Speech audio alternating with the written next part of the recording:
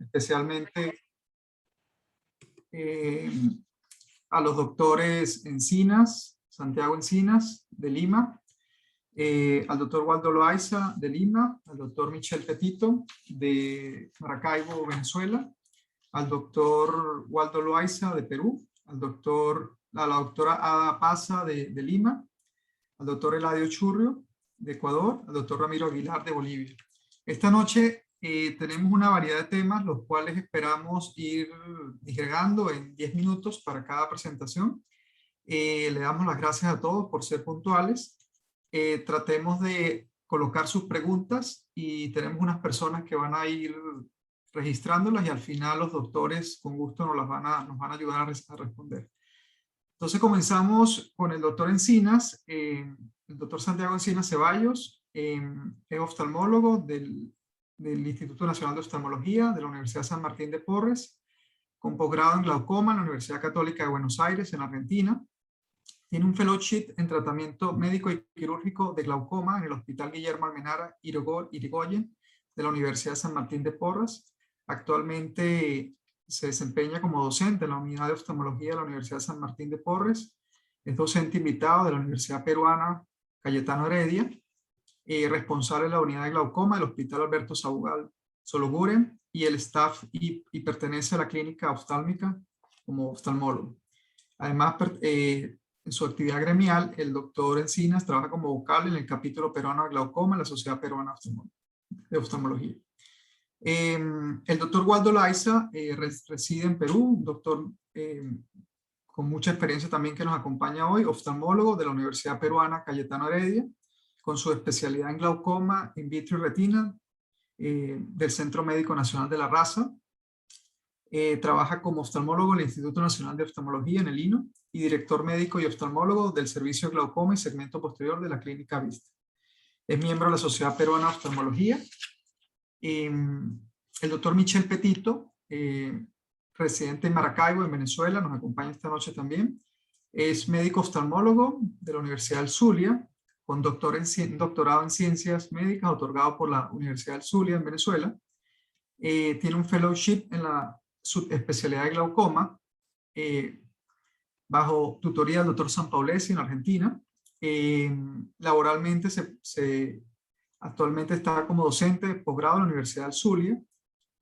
Presenta varios trabajos publicados e indexados en el área de glaucoma y retina. Pertenece al staff de clínica de ojos de Maracaibo y ha presentado 2 becas de investigación en Zika y glaucoma, y el área de interés del doctor Petito en investigaciones biomarcadores en glaucoma. A nivel gremial, es miembro de la Sociedad Venezolana de Oftalmología. La doctora Apaza Ávila reside en Lima, en Perú. Es médico cirujano de la Universidad Nacional Federico Villarreal, médico oftalmólogo de la Universidad Nacional Federico Villarreal. Tiene una especialización en oftalmología pediátrica de la Universidad Nacional San Luis Gonzaga y es subespecialista en vitro y retina de la Universidad Autónoma de México. Actualmente trabaja en la especialidad de retina en la Clínica Vista, como médico especialista en retina en la Clínica Uniderma y especialista en retina en el Hospital Nacional Hipólito Unanue, además que colabora con varios hospitales públicos en los procesos docentes de ROP. A nivel de gremial, es miembro de la Sociedad Peruana de Oftalmología. El doctor Eladio Churrio reside en Guayaquil, Ecuador. Es médico también médico cirujano de la Universidad del Zulia en Venezuela, médico oftalmólogo de la Universidad del Zulia en Venezuela y tiene un fellowship en oculoplastia, órbita y superficie ocular de la Clínica de Ojos en Maracaibo, Venezuela.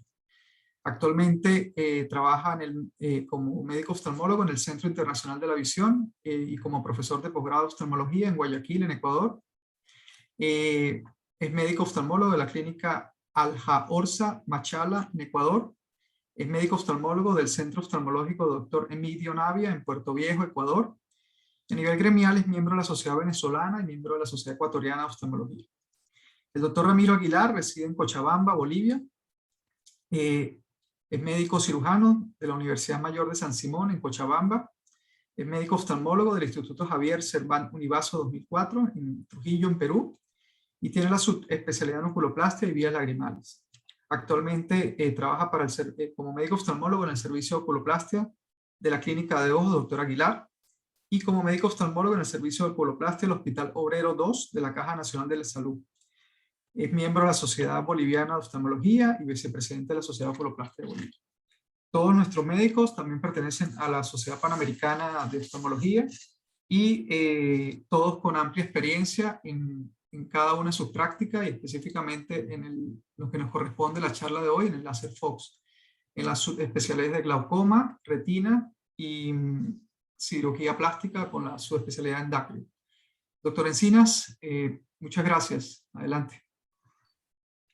Muy buenas noches a todos y gracias, César, por la gentil presentación. Para mí es un honor poder estar con ustedes compartiendo en esta noche y sobre todo al lado de grandes profesionales a los que tengo el gusto de conocer y haber compartido en otros webinars. Y como dice el título del webinar, hoy día vamos a hablar acerca del láser Fox de 810 en esta presentación que se ha denominado el todo inmuno, ¿no?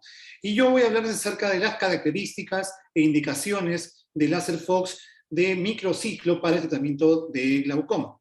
El láser Fox 3 es la tercera generación de un láser de 810 nanómetros de la compañía ARC.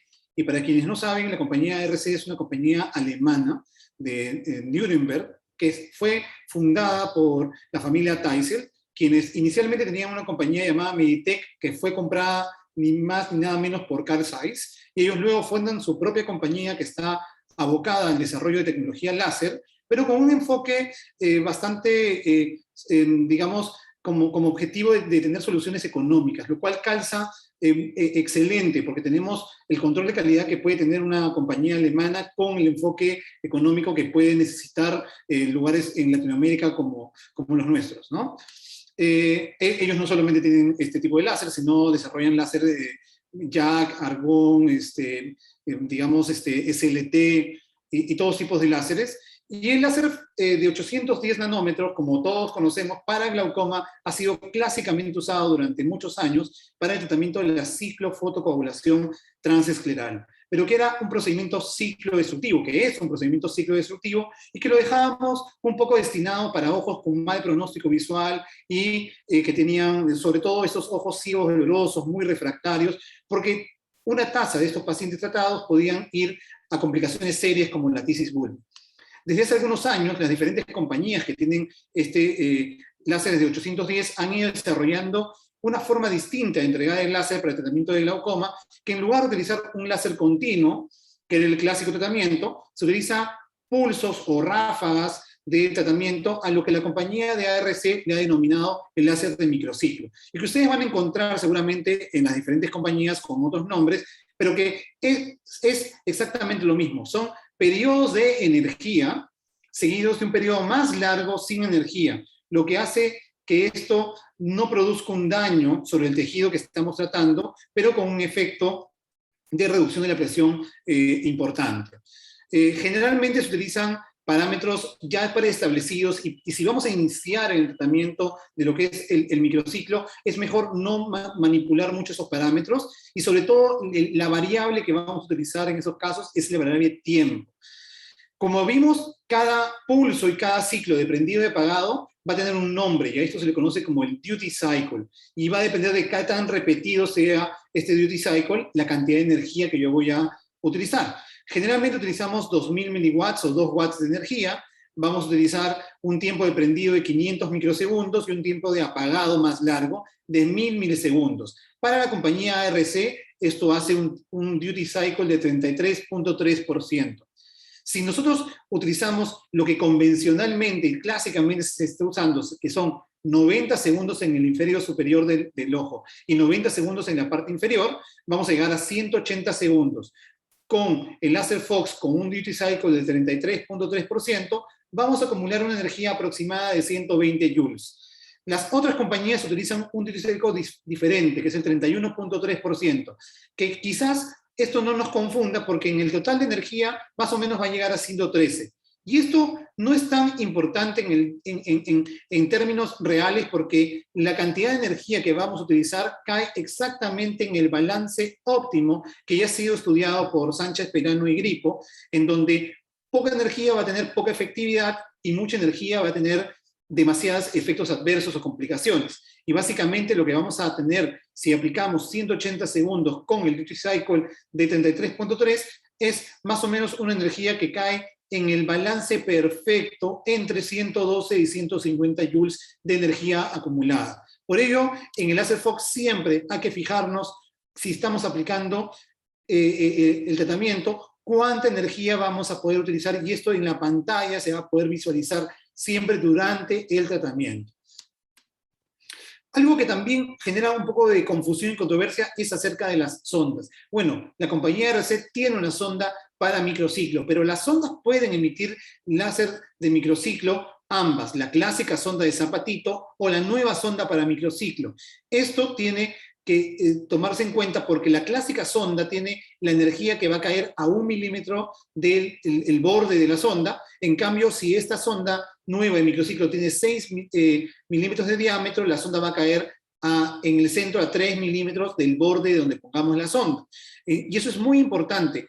La ventaja que tenemos con las sondas nuevas es que la energía va a caer perpendicular. Cuando queremos aplicar microciclo, no queremos destruir el cuerpo ciliar, sino que la energía vaya hacia otras zonas, sobre todo hacia la parte plana, y eso por eso necesitamos que caiga de manera perpendicular, y esto es la comodidad de la nueva sonda. Esta nueva sonda de microciclo, además, tiene una concavidad que va a ser necesaria porque todos estos tratamientos tienen que tener un deslizamiento, como vamos a ver en el video. Y cuando deslizamos de un lado a otro, ¿no? Y queremos que la energía caiga a 3 a 3.5 milímetros de limbo, tenemos que deslizarlo como vemos en el video, tenemos que tener una interfase gel. Esta nueva sonda tiene un reservorio para gel, y que no solo va a permitir que haya un buen desplazamiento sin dañar el tejido, sino que también vamos a tener una menor disipación de la energía. La energía no se va a perder por los lados y por lo tanto vamos a tener una mejor concentración de energía sobre el tejido a tratar. Eso siempre respetando las horas 3 y 9. Ahora, recordemos que la sonda también puede posicionarse de acuerdo al tamaño del ojo y que la verdadera posición del cuerpo ciliar al final, o del tejido a tratar, va a ser bajo la retroiluminación que podamos tener. Ojos más grandes necesitarán ubicar, por ejemplo, la sonda 1 milímetro más atrás para que caiga a 4 milímetros del limbo, y ojos más pequeños podemos posicionar la sonda en el borde del limbo para que caiga exactamente a 3 milímetros. Pero siempre queremos que caiga más o menos a 3.5 milímetros del limbo la energía. ¿Cuál es el mecanismo por el cual actúa el láser de microciclo? Los estudios no han sido claros en decirnos cuál es el mecanismo real. Todavía esto está en estudio. Sin embargo, sabemos que el tejido no va a ser dañado porque hay un efecto térmico subumbral controlado que no daña el tejido adyacente, no destruye ningún tejido. Hay un aumento del grosor coroideo, un aumento del flujo por la vía ubiescleral, pero también se ha propuesto un mecanismo de aumento del flujo por la vía trabecular, propuesto por Johnson en el año 2017, a lo que él denominó el similar a pilocarpina. La indicación del láser de microciclo también genera un poco de dudas, porque muchos no saben en qué nicho de pacientes podemos aplicarlos. Yo estoy convencido que esto es un tratamiento que puede aplicarse en glaucomas moderados a severos, sobre todo porque inicialmente, como era una tecnología nueva, se probaba en los ojos más refractarios, pero cada vez las publicaciones acompañan a que puede ser aplicado en etapas más tempranas de la enfermedad. Tenemos, por ejemplo, pacientes que tienen cirugías previamente fallidas, o donde una cirugía invasiva está contraindicada, o el paciente no desea una cirugía invasiva, donde queremos disminuir el riesgo de una complicación o queremos disminuir el tiempo quirúrgico. Y, por ejemplo, durante la pandemia de COVID ha sido de una utilidad tremenda porque podemos reducir la cantidad de controles que podemos tener con estos pacientes. Lo que sí no estoy de acuerdo todavía es aplicarlo como una terapia primaria, es decir, donde el paciente no ha recibido ningún tratamiento todavía. Yo creo que esto todavía hay un espacio importante para el SLT o el SLT, pero que de ahí en adelante, donde haya cualquiera de estas indicaciones, un glaucoma entre moderado o glaucomas severos que incluso ya han sido operados previamente, pueden tener un beneficio con este tipo de tratamientos. Yo les voy a mostrar algunos de mis casos. Estos son un paciente que tenía un glaucoma refractario por presencia de aceite de silicón, pero no tenía un daño muy severo, no quería operarse porque ya había sido operado varias veces.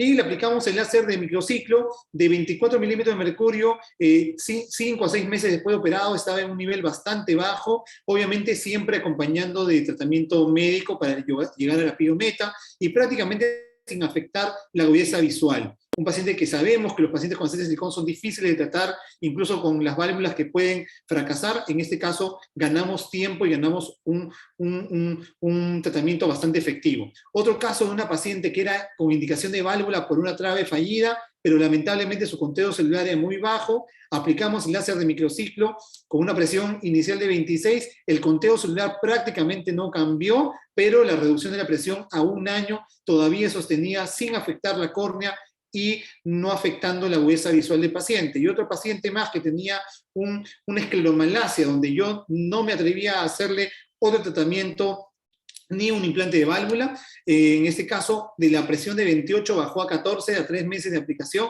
sin afectar prácticamente la agudeza visual de la paciente. Entonces, podemos determinar que hay un nicho bastante variado de tratamiento donde lo podemos aplicar. Sobre todo, una de las ventajas de este láser Fox es la portabilidad. Uno puede tenerlo todo en un solo espacio, podemos trasladarlo con mucha facilidad. Es la plataforma más ligera y más pequeña que tenemos, porque pesa un poquito más de 1 kilo, o sea, lo podemos trasladar con mucha facilidad a quirófano o a otros centros hospitalarios. Tiene una pantalla táctil y tenemos un pedal bastante plegable. Todo este aparato se pliega en un espacio muy pequeño, así que realmente para mí es una plataforma muy versátil, y sobre todo porque creo que es la plataforma más económica del mercado, que para un mercado latinoamericano realmente tiene una gran ventaja.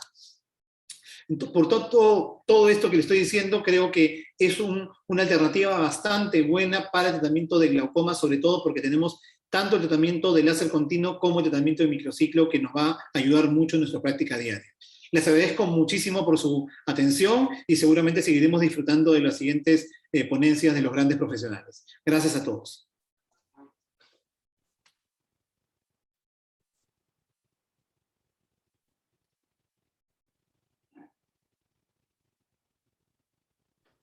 Bien, buenas noches. ¿Se ve la pantalla, César?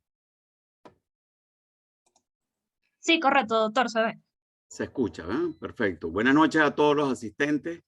Ante todo, mi agradecimiento de poder compartir con tan prestigiosos colegas algunos puntos de interés en el área de esta modalidad terapéutica como el láser microciclo en glaucoma. Aquí en mi declaración de conflictos, declaro no tener ningún interés, ¿okay?, en las presentaciones a continuación. El esquema que voy a presentar es el manejo postoperatorio, complicaciones, retratamiento y resultados de los estudios realizados hasta el momento. Todo esto, por supuesto, presentado en una forma muy sucinta. El primer punto a considerar, ya como magistralmente lo presentó el doctor Encinas, ¿okay?, es considerar o tomar en cuenta los diversos cambios a los cuales son sometidos los diferentes tejidos involucrados en este procedimiento. Entre ellos, inmediatamente después de la aplicación del láser, vamos a ver, como aquí observamos, un encogimiento y contracción del área escleral donde fue sometido el tejido al láser microciclo. Las fibras musculares longitudinales del cuerpo ciliar también sufren de manera simultánea contracción y acortamiento en esta zona. La contracción escleral y el subsecuente contracción del músculo ciliar también resulta un aumento del espacio supracoroideo. Aquí lo vemos en esta área específica, y el espolón escleral que se desplaza posteriormente, la malla trabecular también se desplaza internamente, y vemos cómo hay un aumento de todo lo que corresponde al canal de Schlemm. La ausencia de lesión también en el epitelio secretor del cuerpo ciliar sugiere que el mecanismo por el cual disminuye la PIO, como le explicó el doctor Encina, se debe a estos efectos del láser microciclo sobre los tejidos modificados. Entonces, considerando todos estos cambios a nivel anátomo-funcional que sufre el área, es lógico pensar que se acompañen de una reacción inflamatoria que condicionará un esquema terapéutico a seguir en el manejo postoperatorio. Una vez que ya el paciente se le haya aplicado el láser transescleral, es importante el enfoque terapéutico que le vamos a indicar. Y el puntal básico en la terapia postoperatoria va a estar constituido por el uso de corticosteroides. El componente más frecuentemente utilizado en nuestro medio sería la prednisona al 1%. En esta revisión, donde se comparan 4 estudios retrospectivos, donde podemos observar el lapso del uso de los esteroides, vamos a ver que la mayor parte de ellos puede ir desde el día 1 post aplicación del láser hasta un mes posterior a la aplicación del mismo. En un segmento menos extenso tenemos los antiinflamatorios no esteroideos. Los ciclopléicos realmente los reservamos a casos complicados, complicaciones que se puedan presentar. Y el punto más importante es el orden. Nunca retirar los hipotensores que viene retirando este paciente. Los hipotensores hay que retirarlos en una forma ordenada. Primero vamos a retirar los hipotensores, los inhibidores de la anhidrasa carbónica vía oral, luego los supresores de la producción de humor acuoso y finalmente los análogos de prostaglandina. No tengamos prisa en retirar los hipotensores. A medida que nos vayamos acercando a la presión intraocular meta, es que nosotros vamos haciendo uso del retiro de los mismos. Bien, ¿cuándo volvemos a tratar a estos pacientes? ¿Cuándo está indicado el retratamiento de este paciente? Este es el protocolo que seguimos actualmente en nuestra clínica con respecto a cuándo reaplicar el tratamiento con láser y cómo aplicarlo. Al inicio, en el estudio, los casos, cuando no se alcanzaba la piometa, esperábamos hasta el tercer mes para considerar la reaplicación del láser. Pero actualmente, y principalmente en los casos de glaucoma neovascular, recomendamos el retratamiento luego del primer mes. Bien, ahora, ¿cuándo indicamos el tratamiento? Cuando no habíamos alcanzado la piometa y en los pacientes que tenían menos de 3 aplicaciones de microciclo transescleral, optábamos por modificar los parámetros de aplicación del láser, ¿ok? Y todavía, si el paciente no alcanzaba la piometa, es cuando recurríamos a otra alternativa quirúrgica o planes de microciclo plus, que ya voy a explicar cuál sería. Bien, los otros pacientes que ya habían recibido más de 3 aplicaciones de láser transescleral, esos pacientes de una vez no le volvíamos a ofrecer la aplicación del láser, sino simplemente saltamos a las alternativas quirúrgicas. El plan que nosotros estamos utilizando en el microciclo transescleral plus es el mismo sistema de aplicar el barrido, como lo venimos haciendo con el ciclo de trabajo de 33.3%, además de la aplicación, una segunda fase de aplicación de spots de 12 a 16 disparos a 2 vatios por disparo, aumentando el ciclo de trabajo a un 41%. Esto ya en los casos que iban a retratamiento. Al final se dan, voy a dar mi correo electrónico y los pacientes que necesitan o las personas que están interesadas en conocer los detalles, pues con mucho gusto los compartiré.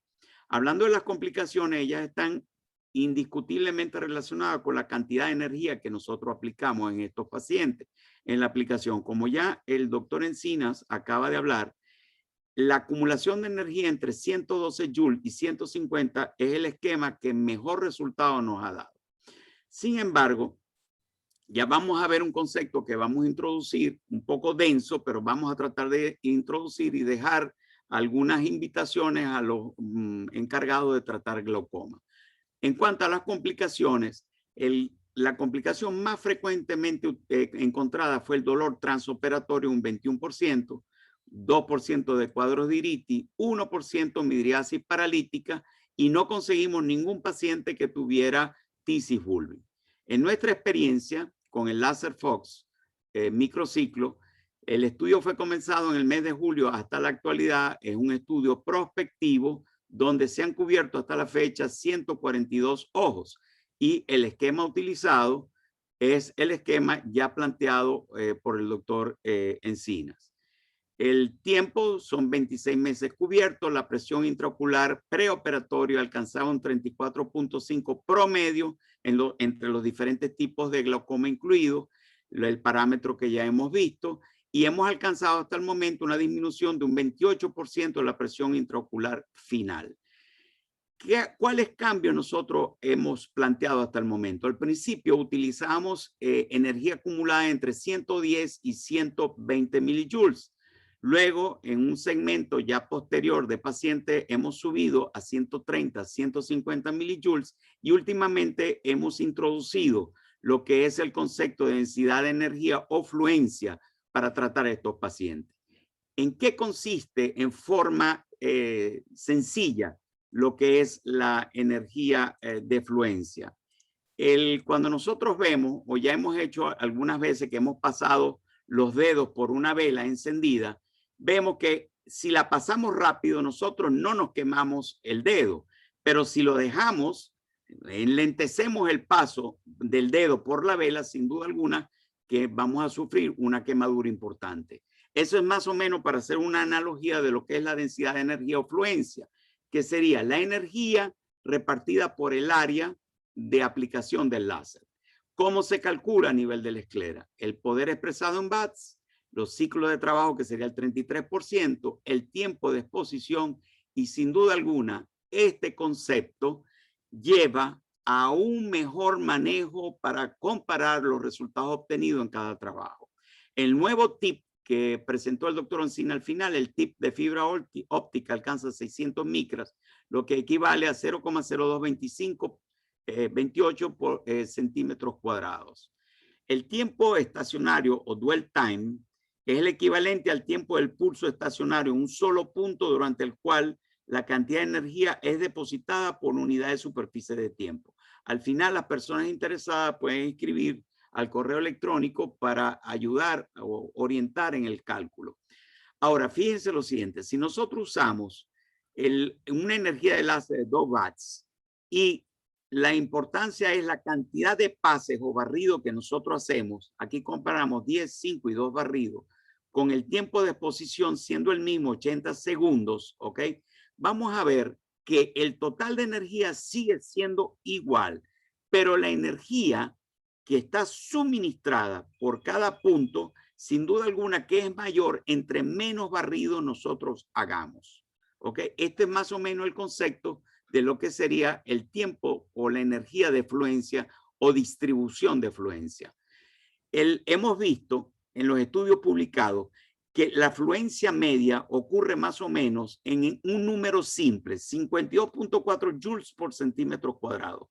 Y hemos notado en los estudios comparativamente que cuando la fluencia sube discretamente por 52.4 joules por centímetro cuadrado, la reducción de la presión intraocular va en porcentaje de 36.1 a 52.9%. ¿Ok? De allí una conclusión importante en los resultados que se han presentado. No existe una correlación directa entre cantidad de energía y reducción de presión intraocular, pero sí existe una correlación directa entre lo que es la fluencia y la disminución de la presión intraocular. Entonces, como conclusión y como punto importante, la densidad de energía o fluencia, ¿ok?, tiene mayor impacto en la disminución de la presión intraocular que la energía total.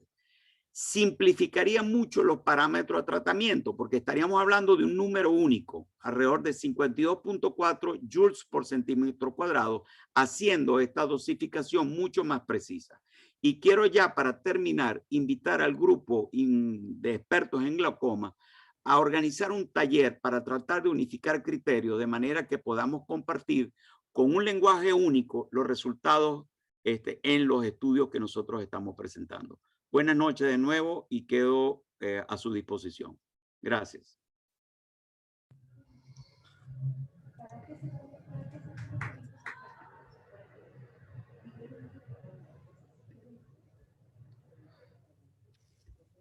Sí, buenas noches. ¿Se ve mi pantalla?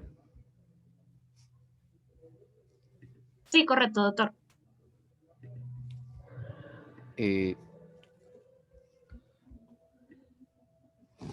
Muy buenas noches. Soy el doctor Waldo Loaiza. Muchas gracias por la invitación. Voy a presentar en este caso una modalidad de tratamiento también usando este tipo de equipos en pacientes con glaucomas refractarios. El tema es endociclofotocoagulación. Como verán, y voy a presentarlo más adelante, en este caso utilizamos dentro de nuestro equipo básico un módulo con el cual nosotros podemos entregar luz y captar a través de una cámara de video la imagen donde estamos viendo, y esto acoplado a un sistema de láser, en este caso el láser Fox de 810 nanómetros.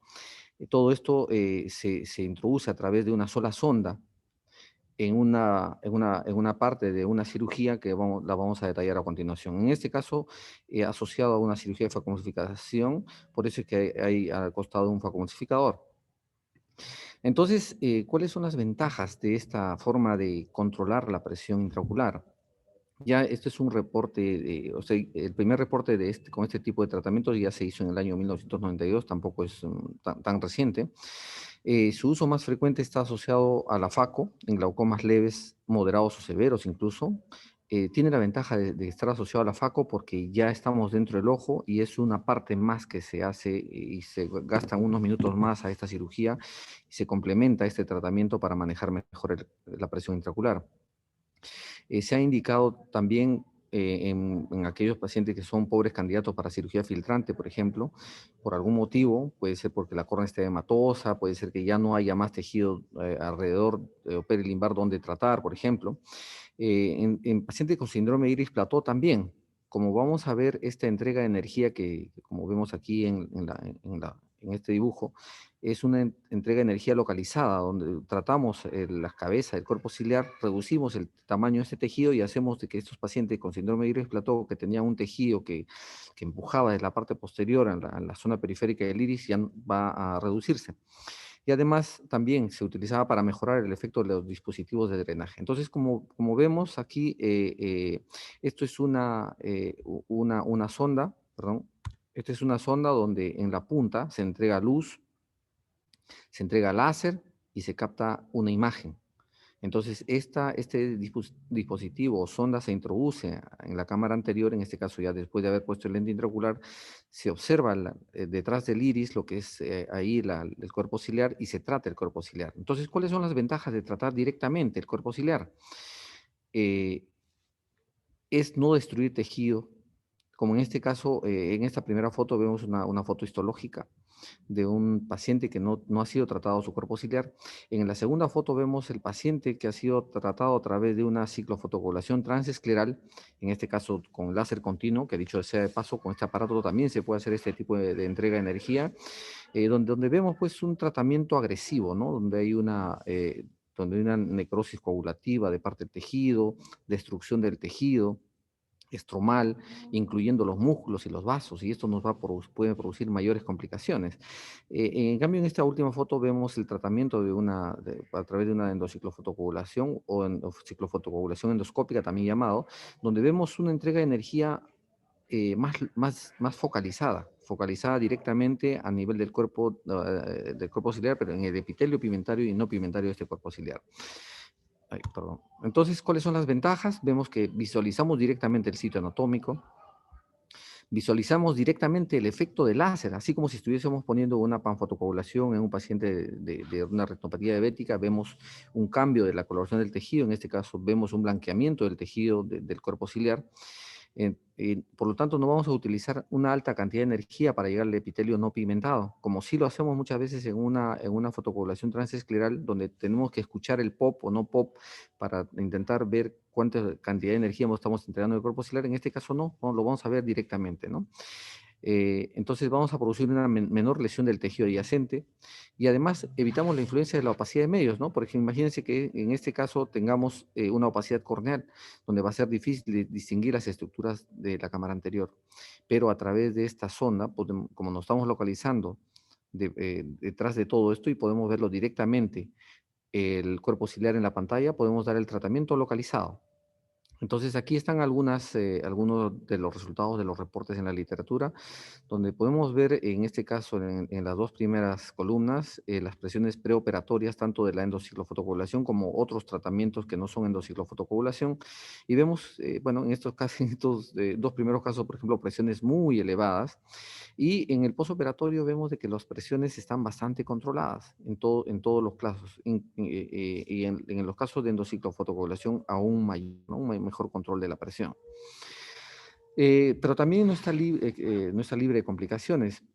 Hay reportes donde los picos de presión van a estar presentes, hemorragias en cámara anterior, o sea, ifemas, o también hemorragias vítreas también, si es que ocurre, por ejemplo, estos POPs o esta destrucción del tejido, y si coges un vaso por ahí, esto puede sangrar.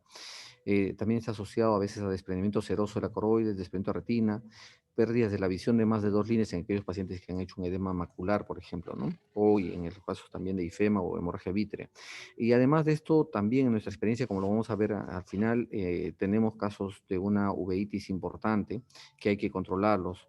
Digamos, se utilizan algunos procedimientos o técnicas como para evitar este tipo de complicaciones, pero en algunos de nuestros casos los hemos visto, ¿no?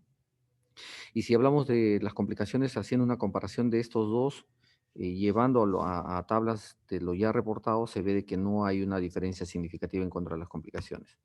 Entonces, nuevamente, la primera es una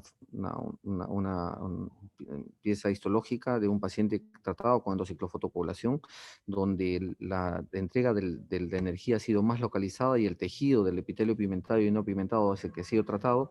Y en la segunda vemos el efecto de una fotocoagulación transescleral del láser continuo, en el cual hay una alteración de todo el estroma, una distorsión del epitelio pigmentario, no solamente el epitelio pigmentario y no pigmentado, sino también del estroma, de los músculos y los vasos adyacentes. Vamos a ver en la sala de operaciones, vamos a ver cómo realizamos este procedimiento. Como les había mencionado, este es el equipo básico. Entonces, a través de una sonda que lleva y trae la información tanto de luz, de la cámara y de láser, vamos a hacer la entrega de esta energía. En este caso, en este primer video, asociado a la facomulsificación.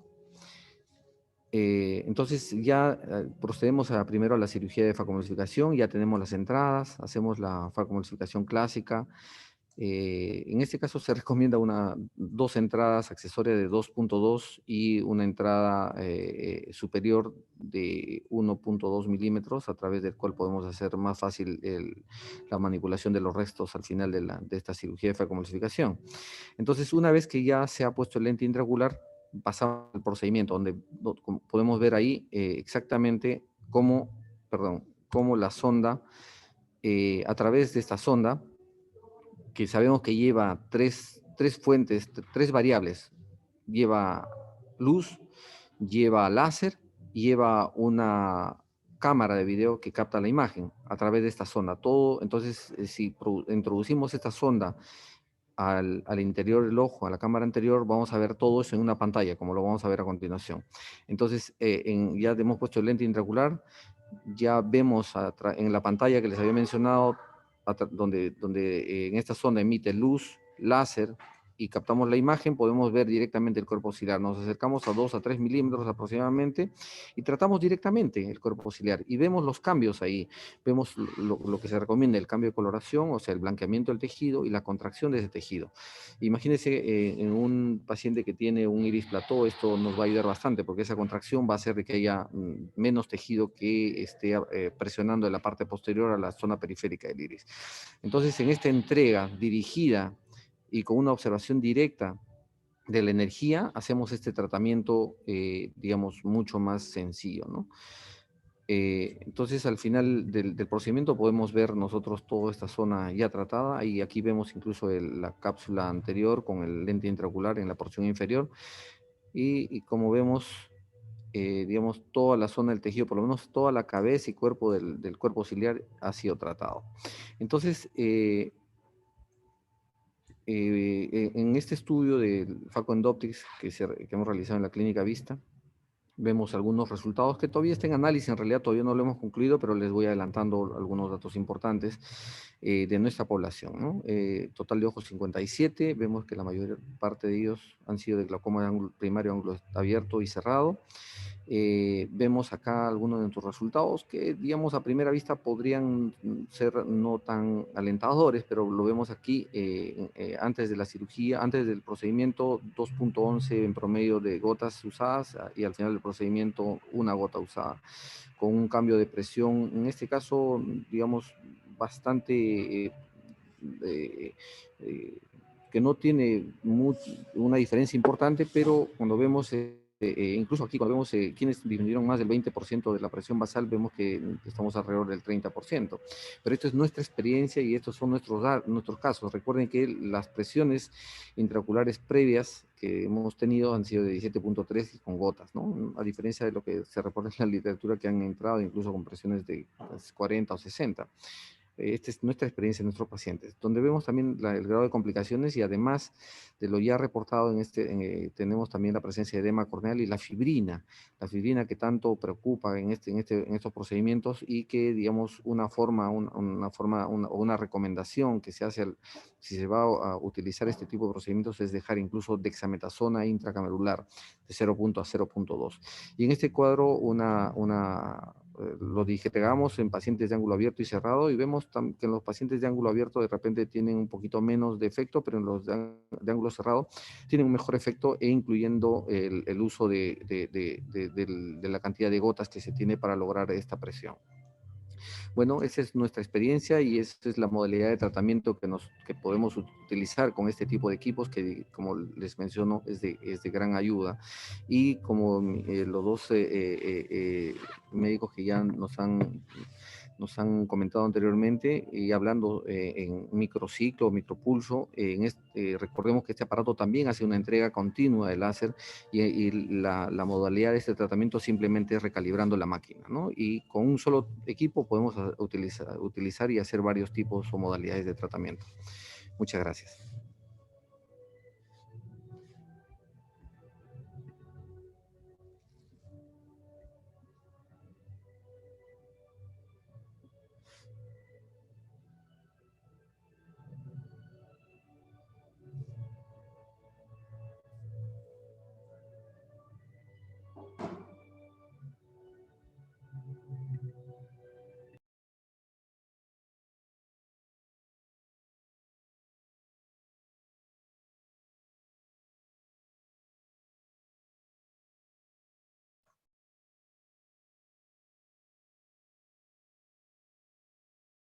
¿Qué tal? Buenas noches.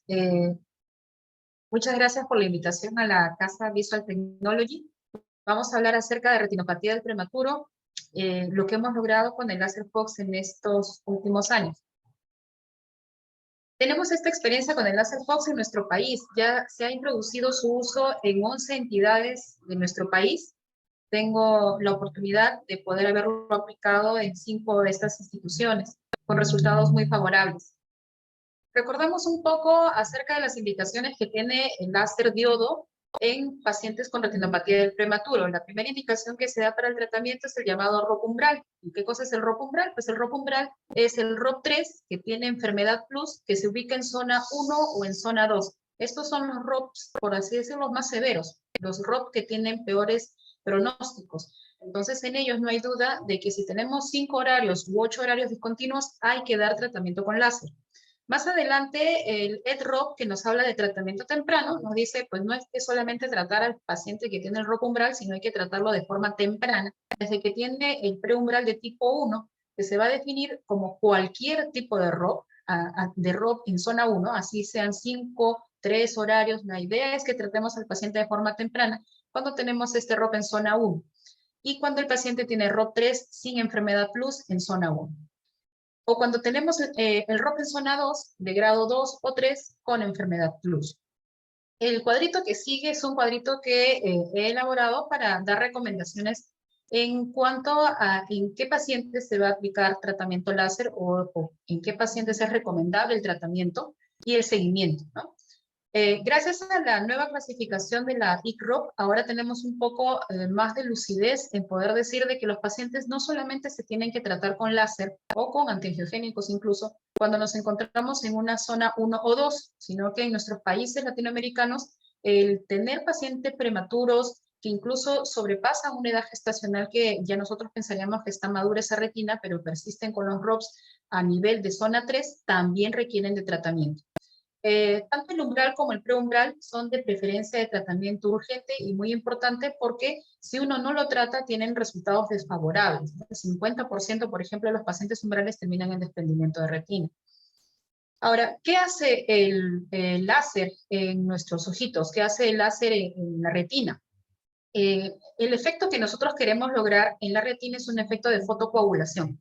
Y este efecto se va a definir como que el láser, al ser entregado en el tejido, aumenta la temperatura del tejido aproximadamente entre 60 a 65 grados de temperatura, y esto provoca que las proteínas de estas células se desnaturalicen y que el colágeno se contraiga. Este es el efecto de fotocoagulación.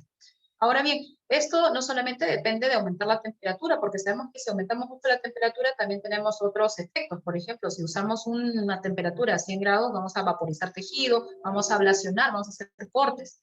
Entonces, tenemos que utilizar una potencia adecuada y tenemos que tener en cuenta el tipo de tejido que estamos tratando. En el caso de la retina, tenemos varios pigmentos. Un pigmento que es la xantófila, que lo vemos en esta imagen de microfotografía y de esquema, en donde la xantófila pues es preferente en el área macular, la melanina, que la encontramos preferentemente en la coroides y en el epitelio pigmentario, y la hemoglobina, que la podemos encontrar en pacientes prematuros, pues en vasos que todavía no se han reabsorbido, como las túnicas vasculosas lentis, las membranas pupilares, y obviamente los sangrados en la retina.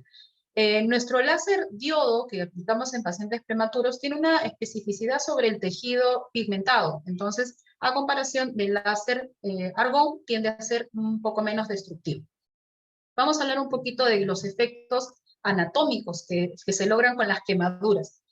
Aquí hay dos imágenes o dos juegos de imágenes fotográficas, unas en blanco y negro, que hablan de retina humana. Estos pacientes fueron enucleados en algún momento por tumores malignos y se ofrecieron como voluntarios para poder utilizar sus retinas para estudio histológico. Lo que vemos en la primera fotografía son imágenes con un daño mínimo que se ha ocasionado en el epitelio pigmentario con potencias tan bajas como 100 miliwatts de láser. Luego, en la segunda imagen, vemos lesiones que son un poco más importantes, que toman el epitelio pigmentario, los fotorreceptores, y estas corresponden a quemaduras de grado 2. Mientras que en la última fotografía vemos que la extensión de la quemadura ya compromete todo el espesor de la retina, y aquí estamos hablando de quemaduras con potencias por encima de los 500 miliwatts. Las imágenes en color que tenemos a comparación son imágenes de un estudio interesante en conejos en los cuales se ha utilizado láser diodo. Y ese láser diodo se utilizó también con potencias pequeñas de 100 miliwatts, luego con potencias de 200 a 300 y luego con potencias de 500 miliwatts, ocasionando que las diferentes quemaduras nos den diferentes resultados. Incluso en las quemaduras más potentes se puede evidenciar cómo hay puntos de sangrado en esa retina. Por lo mismo tenemos que tener en cuenta hacer una quemadura lo suficientemente importante como para tratar al paciente prematuro, pero no provocar daño. Hay que conocer nuestro láser. El láser es un láser portátil que nos ha permitido tratar en diferentes unidades de neonatología, tanto en sala de operaciones como en la misma UCI neonatal. Y en la pantalla está consignado el poder del láser. Hay un pulso on, que es la exposición que tiene el tejido, y el pulso off, que nos va a decir el tiempo de descanso o de intervalo. Ahora, también es importante el cabezal que tenemos. El láser Fox tiene un cabezal que tiene el BIM, va a estar de fábrica preseteado en un tamaño, pero también va a ser un BIM que tiene una propiedad pues, de darse a 30 a 40 centímetros y que no es móvil, no es retirable, viene de fábrica.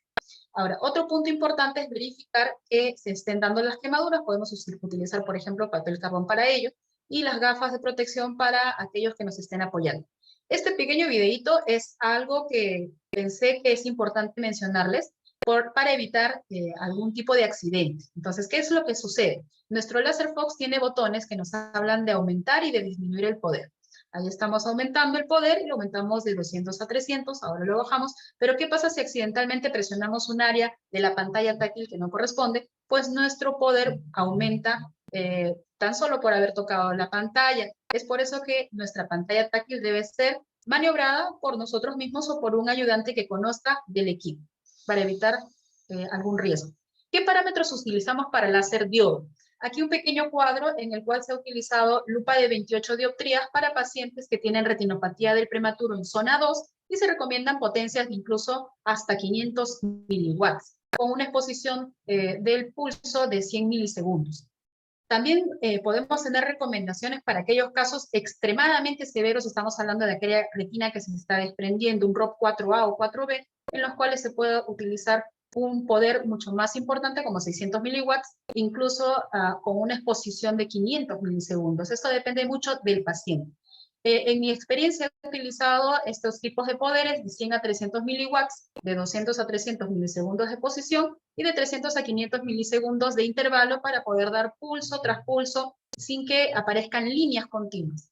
¿Sí? Ahora, ¿por qué hemos utilizado dos tipos diferentes de poder? Porque se recomienda que se dé menos energía para la retina anterior y superior y mayor energía para la retina posterior e inferior o cercana a la cresta.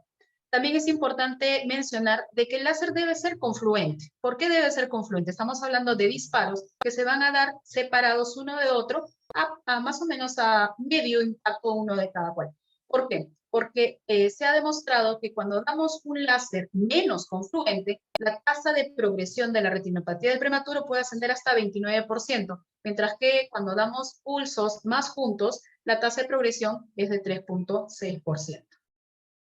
Esta es una tabla importante a mencionar, porque al inicio del uso del láser Fox nos surge la duda, como es un equipo portátil, es un equipo bastante pequeño, pues tenemos un poder que se entrega de 100 en 100 miliwatts. Y esto lleva de repente a algunas personas a dudar un poco de cómo puede ser utilizado para prematuros si no podemos variar mucho el poder, sino de 100 en 100 y no de 10 en 10. Entonces, hay que recordar que lo que se llama energía, en este caso 1 miliwatts, es equiparable a 1 milijoules por segundo. Si nosotros queremos hacer una conversión de miliwatts a milijoules, tendríamos que hacer la multiplicación del poder que se entrega por el tiempo de exposición y tendremos la energía que se ha entregado en el tejido. De una forma más fácil, para poder mencionarlo, por ejemplo, el poder de 200 miliwatts en láser Fox otorgado por 150 milisegundos nos va a dar una equivalencia de 30 milijoules. En otros equipos que tienen el poder otorgado de 10 en 10 miliwatts, tendríamos que utilizar 150 miliwatts con 200 milisegundos de poder para poder obtener una energía de igual magnitud. Entonces no hay que tener miedo en poder jugar con estos parámetros de pulso ON y de poder para poder entregar energía adecuada. En resumen, lo que estábamos comentando, para retinas que son más fáciles de abordar, que son las retinas en zona 2, obviamente más posteriores, más cercanas a la cresta, temporales e inferiores, utilizaremos mayor poder. Mientras para retinas que son de un acceso no tan fácil, en el que tenemos que usar identador, que tenemos que utilizar de repente la posición de la cabeza para poder llegar y abordar esta zona nasal, periférica y superior, utilizaremos menos poder. ¿Y esto por qué? Aparte de lo que es la refracción de la córnea, que nos da una diferente imagen de los pulsos, obviamente el pulso va a darse sobre la retina con un spot que va a depender de nuestro cabezal. Tenemos al identador, y el identador lo que nos hace es acercar la retina y obviamente vamos a llegar con mayor energía, por lo tanto debemos bajar el poder. Este es un esquema de cómo debemos tratar por horarios. Debemos abordar el área más fácil de tratamiento, que es el área temporal, tratar de dar todos los impulsos de láser posibles para llegar a por lo menos 3 horarios. Luego, al lado nasal, que es un poco más difícil y del cual necesitamos identador, a la parte superior y a la parte inferior para completar los 360 grados de tratamiento.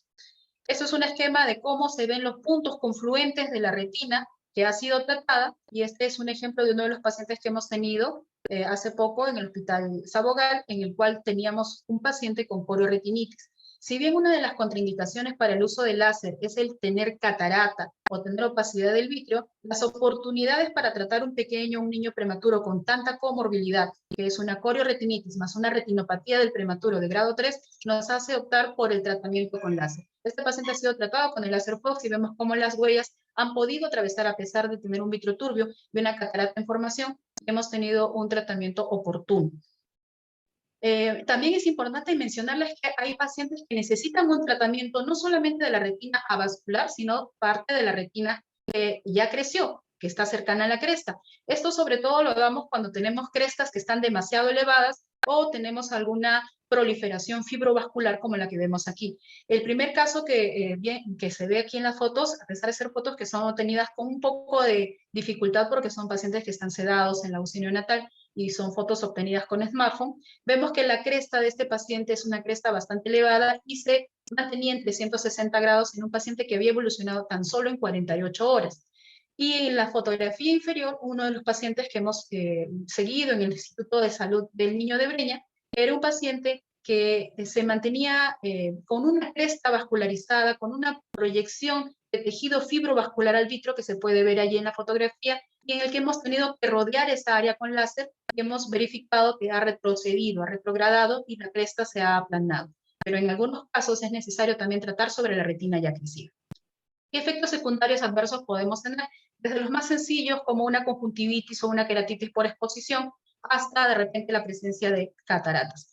A pesar de que el paciente con estas energías de láser es tratado en retina, parte de la energía puede ser captada por la túnica vasculosa lentis, pero es mucho menos frecuente con el láser diodo que con el láser argón. ¿Qué otras complicaciones se pueden dar? Hemorragias intraoculares, desde pequeñas manchas asociadas a la retinopatía del prematuro, como presencia de hemovitrio, pero que puede mejorar en el tiempo. El control postquirúrgico es importante porque tenemos que ver la involución del caso. Lo que se indica como regresión ahora ya está definido en la ICROP3 y nos dice que el paciente tiene que tener signos de involución de la retinopatía del prematuro, retrogradar de un grado 3 de repente a un grado 1, una cresta que de repente desaparece y se vuelve una línea, o incluso la desaparición completa, como estamos viendo, la desaparición completa de lo que ha sido una cresta. Ya no se ve una cresta, se ve una retina aplicada con una circulación bastante filiforme.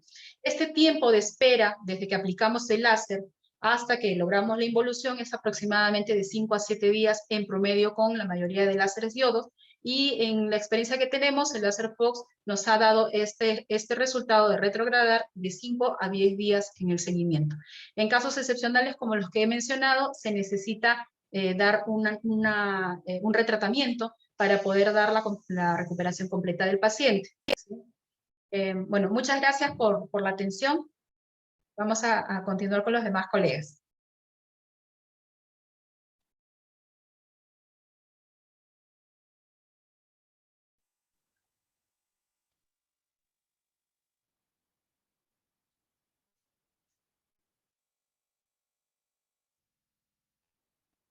¿Se ve la presentación?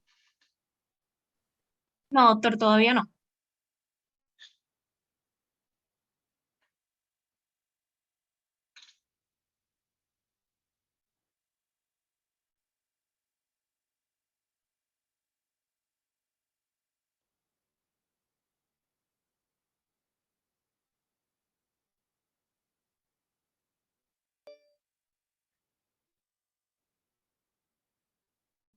Ok, ya se ve su pantalla. Ya, Ahora sí, ahora sí. perfecto. Bueno, buenas noches. Muchas gracias a César y a todo su equipo por la invitación. Gracias por permitirme compartir con excelentes personalidades de toda Latinoamérica, y realmente es un privilegio para mí. Bueno, en mi caso tengo la oportunidad de compartir mi experiencia con el uso del láser Fox en el caso de las cirugías de vía lagrimal, específicamente la dacriocitoreotomía asistida con el láser Fox 810. Vamos a hablar de las indicaciones, la técnica que yo utilizo y los resultados que he obtenido hasta el momento. El láser Fox, que ya lo hemos visto en las charlas anteriores, es un dispositivo bastante cómodo, fácil de manejo, portátil, y de verdad mi experiencia ha sido muy favorable en su uso. Esta es la sonda que usualmente yo uso. Es una sonda que tiene un guiador de 23 Gauss que se introduce a través de los canalículos lagrimales y que tiene una potencia variable entre 400 y 500 millijoules. Su sonda, la fibra óptica que atraviesa el guiador, es una fibra flexible y de muy fácil manejo. En cuanto a las indicaciones, y esto es un tema de mi experiencia, porque la dacriocitorinectomía externa, que ha sido el gol estándar para la cirugía de obstrucción baja de vía lagrimal, al compararla con el uso del láser, este nos da unas ventajas adicionales que no lo tenemos con la dacrio externa. Y la vamos a ver a continuación en el transcurso de la presentación. Pero yo selecciono mis pacientes básicamente los que tengan diagnóstico de dacrocititis crónica, algunos con dacrocititis aguda, y es por la razón de que los pacientes con dacrocititis aguda usualmente tienen una distensión del saco lagrimal muy prominente, y esto hace que si lo hacemos la cirugía con láser, las valvas que quedan del saco no puedan tapar la osteotomía o la obturación que vamos a hacer con el láser, por lo cual yo prefiero utilizar esta tecnología para aquellos pacientes que no tienen un saco distendido. Lo podemos utilizar en pacientes con trauma facial, lo puse interrogado, porque todo depende del tipo de trauma facial o de obstrucción lagrimal postraumática. Los pacientes que tienen grandes deformidades del área ósea lagrimal no debemos utilizar esta tecnología, pero aquellos que tienen una estructura ósea bastante conservada es la terapia, en mi caso, ideal. Lo podemos usar para pacientes donde queramos operar los dos lados al mismo tiempo, o en el mismo tiempo quirúrgico, ya que es una cirugía microinvasiva y nos va a dar un proceso inflamatorio muy bajo. En los pacientes con fístula lagrimal también es una alternativa, pero tenemos que saber que también debemos abrir la piel para cerrar la fístula posteriormente. Pero la obturación de la parte ósea y de la mucosa nasal sí lo podemos hacer con láser. Y esto tiene algunas cosas, vamos a decir, aspectos controversiales, pero en mi experiencia ha tenido varios casos que con esta combinación de láser más la apertura de la piel solo para cerrar la fístula, pues nos ha sido mucho más favorable que hacer toda la cirugía externa. Hasta el momento tengo experiencia de haber realizado esta dacriocitorinectomía láser en 75 oportunidades, de los cuales han sido 56 pacientes. La edad promedio ha sido entre 46.5 y la edad promedio con un rango de 6 años a 87 años de los pacientes, 55 de los cuales han sido dacriocititis aguda en cuanto a su diagnóstico, 17 crónica, 17 por dacriocititis aguda, 3 en cirugía por obstrucción traumática, y he tenido un seguimiento de 1 año aproximadamente para la mayoría de los pacientes. En cuanto a la técnica quirúrgica que yo utilizo, la mayoría de mis pacientes, salvo los niños, que siempre son anestesia general, pero en los adultos todos los hago con anestesia local y sedación. Una recomendación en cuanto a mi experiencia con esto es tener un enlace muy importante con el anestesiólogo.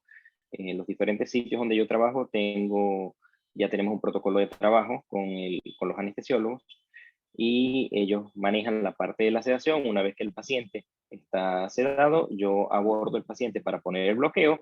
En esos 2 puntos que ven allí en la foto, hago una combinación de lidocaína con epinefrina más bupivacaína, coloco 1 cc en el punto infratroclear, 3 cc en el infraorbitario, y eso es suficiente. Y además, en la fosa nasal coloco 2 aplicadores o hisopos que estén impregnados con epinefrina, brimonidina y lidocaína. Este manejo anestésico hasta el momento me ha dado una forma de trabajo muy cómoda, un manejo ambulatorio muy fácil para pacientes, y no he tenido problemas con manejo ni por hemorragias ni por quejas del paciente de dolor. Este es el escenario que básicamente yo tengo cuando hago esta cirugía. A la derecha de la foto pueden ver que la mesa de Mayo tiene solamente dos instrumentos, básicamente, que son el dilatador del punto lagrimal y una sonda de Bowman, por si acaso me hace falta. Pero el resto no utilizamos más nada, a diferencia de la dacrocisterniotomía externa, que utilizamos mucho más instrumentos para poder realizar la cirugía. El frontoluz es una cosa accesoria que no necesariamente tenemos que usarla, pero yo siempre lo tengo a la mano por si acaso me hace falta una mejor visualización de la fosa nasal, sobre todo cuando no tengo el endoscopio. El endoscopio, lo cual es un instrumento accesorio, no es una obligatoriedad tenerlo para poder realizar esta cirugía con láser. Pero definitivamente sí es una ayuda, sobre todo en aquellos pacientes que tienen una fosa nasal estrecha. El endoscopio nos permite una mejor visualización. Como pueden ver allí, en el lado izquierdo, ahí ya tenemos la sonda de láser posicionada. En el fondo podemos ver la imagen de la fosa nasal a través del endoscopio. Y lo que ven en la fosa nasal es precisamente la cámara del endoscopio que yo utilizo, que es un endoscopio también portátil.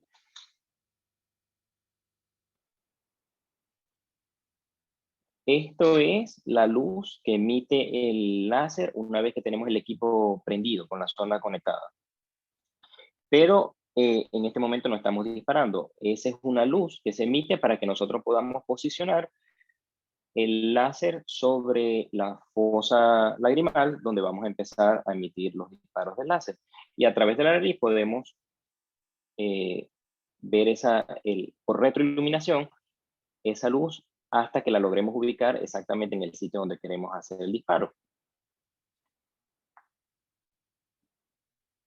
Podemos utilizarlo, como ya lo dije, para operar los dos lados al mismo tiempo. Como ven ahí en la foto, del lado derecho ya está pasada la sonda de silicón y estamos en ese momento pasándola del lado izquierdo.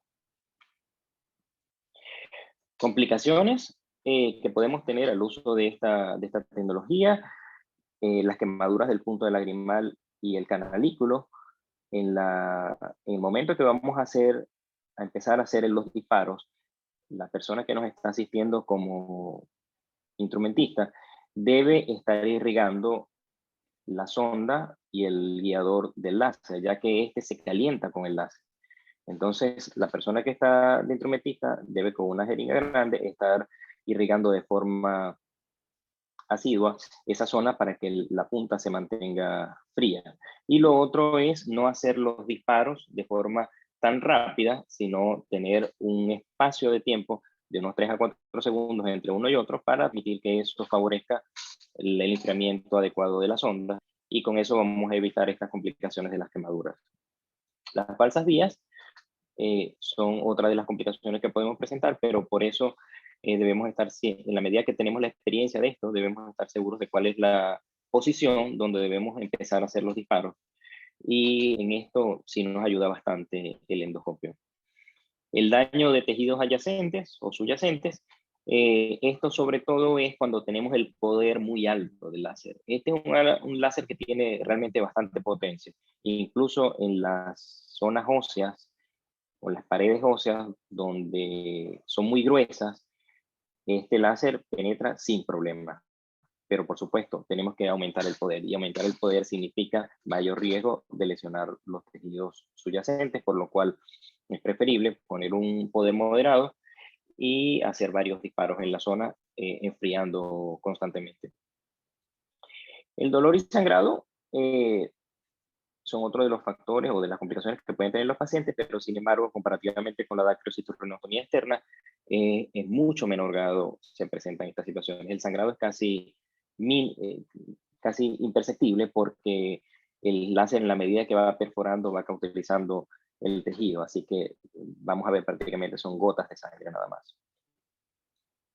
Y el edema y el eritema del ángulo cantal, sobre todo cuando no enfriamos adecuadamente la sonda, y en el postoperatorio podemos ver estos signos. En cuanto a las recomendaciones, como ya lo he dicho, e insisto en ello, irrigar constantemente la sonda en la medida que se están haciendo los disparos de láser para que este se mantenga frío y no lesionemos los tejidos subyacentes ni el canalículo sobre todo. Siempre empezar la cirugía con disparos de 5 watts y luego lo podemos ir aumentando a 6 o a 7 si fuera necesario para zonas de hueso muy duro.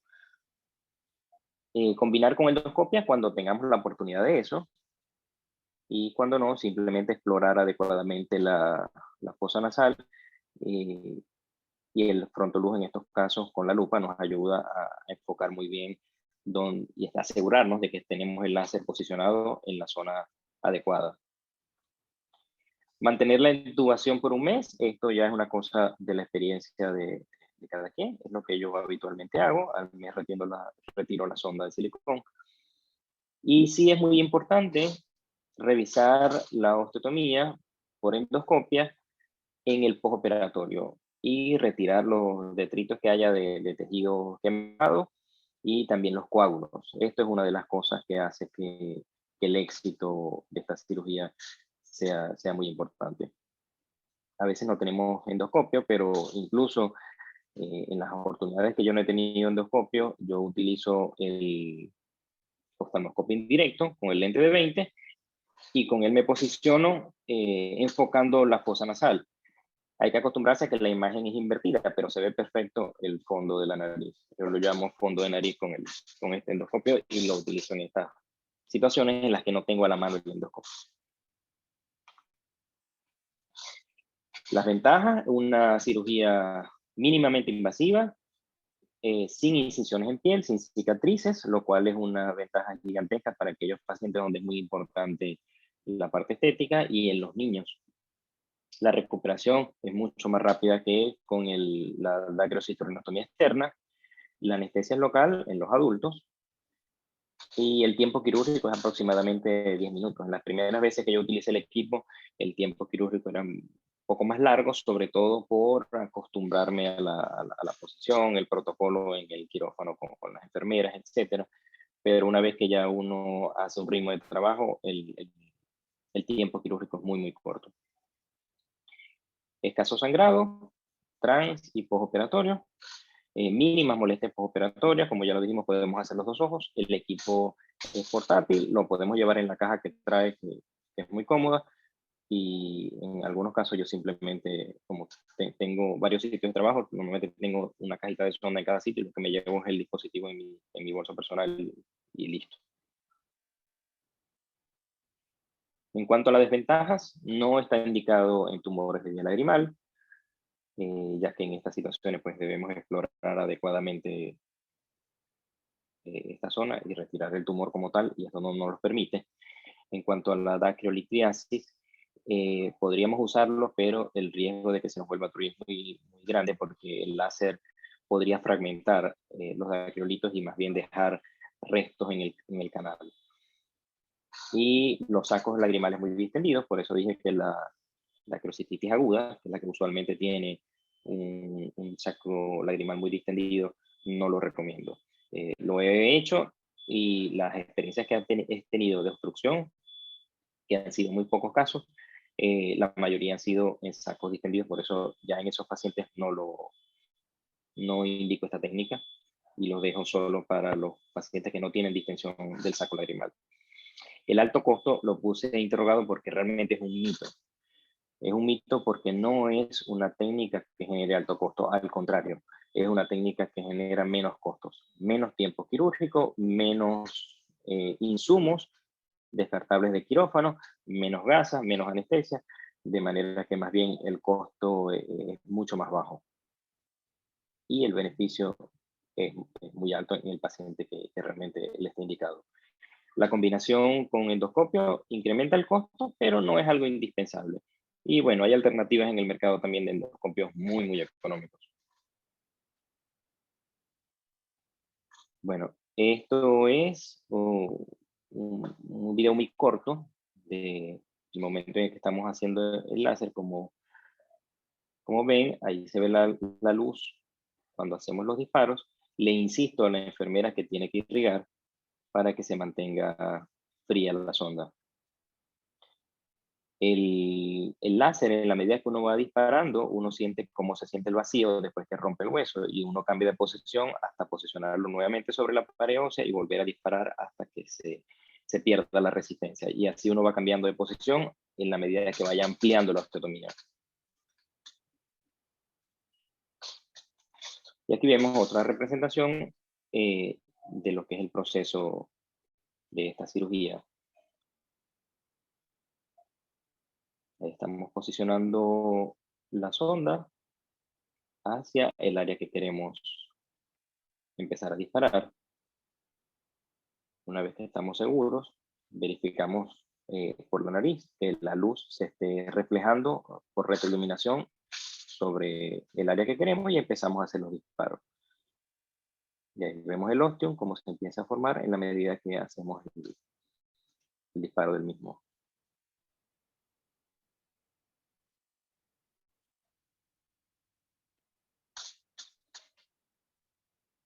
Esta es una imagen que por supuesto la podemos captar con esta calidad cuando tenemos el endoscopio. Pero sin el endoscopio también podemos ver con mucho más lejanía, pero también podemos ver el sitio exacto donde está haciéndose la obturación.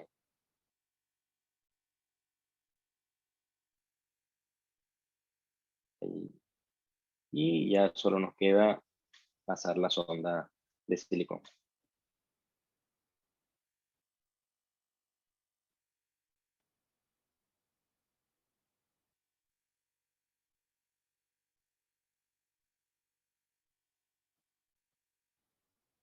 Bueno, estas son unas referencias de trabajos presentados que conseguí y en ambas hay resultados similares a lo que nosotros estamos teniendo en nuestra experiencia. Muchas gracias.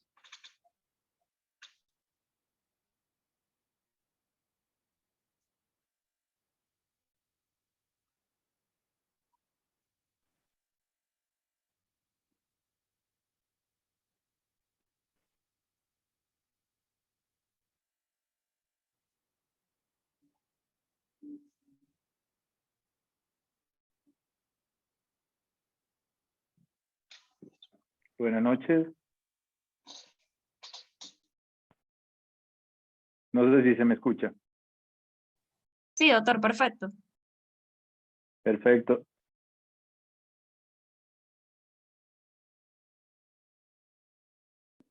Bueno, a mí me tocó hablar del complemento de lo que es el láser Fox 810 para el manejo de vía lagrimal.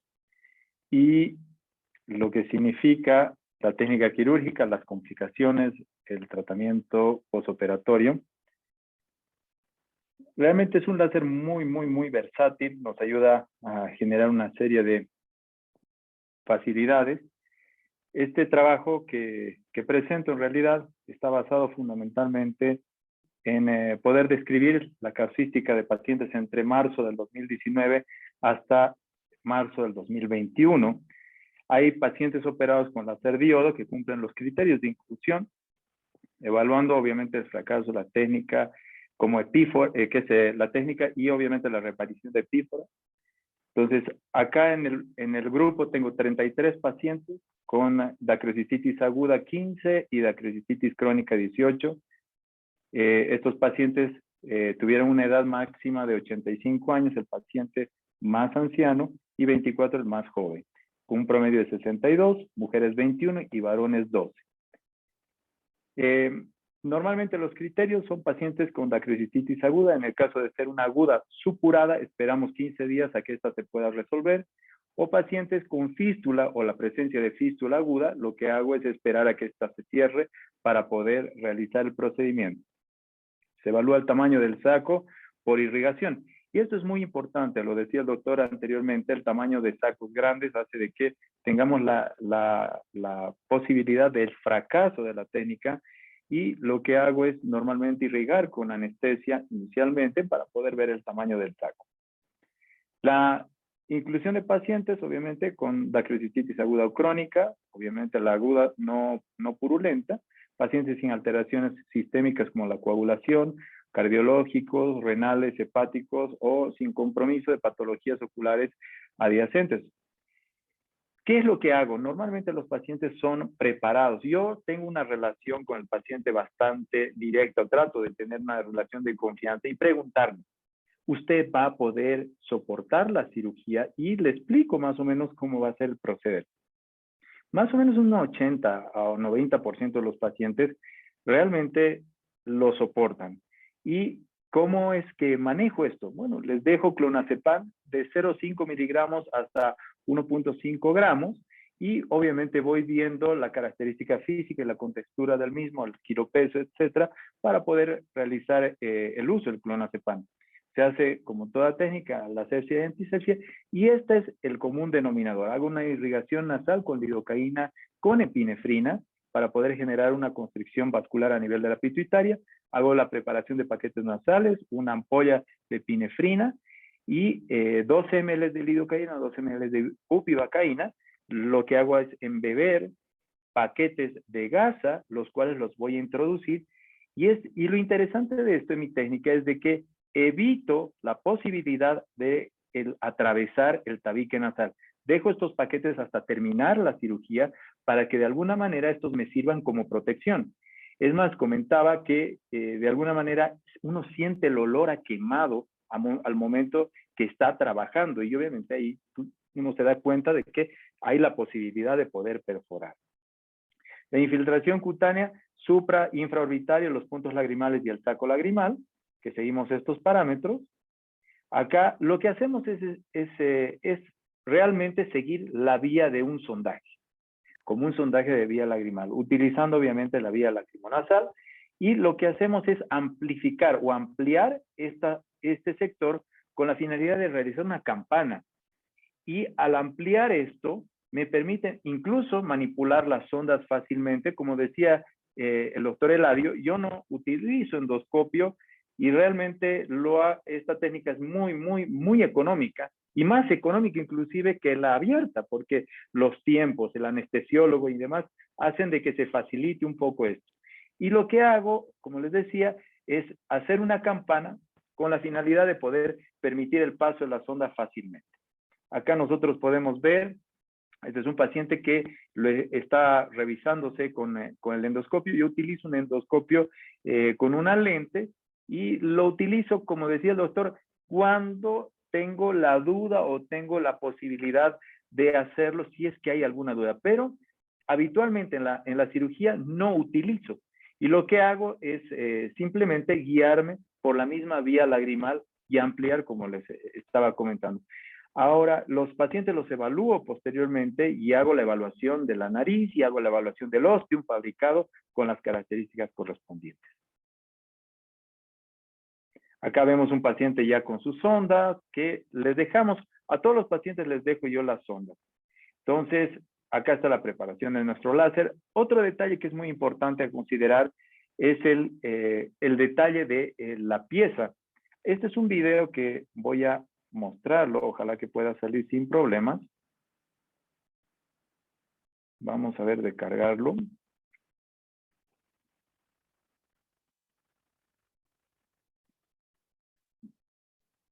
Aquí está.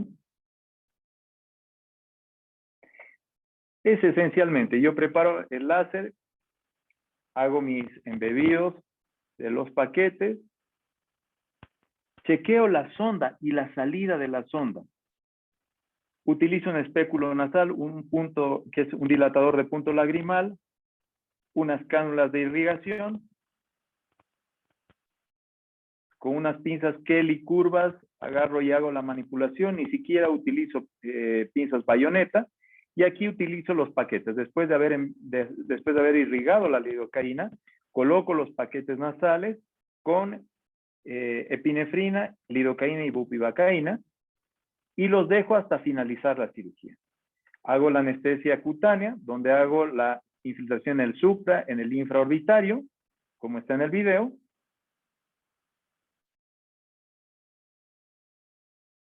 Y posteriormente me voy a la dilatación. Siempre hago hincapié en no realizar falsas vías en este momento, porque es uno de los problemas más grandes, las falsas vías, ya que hacen tórpido el manejo para el cirujano.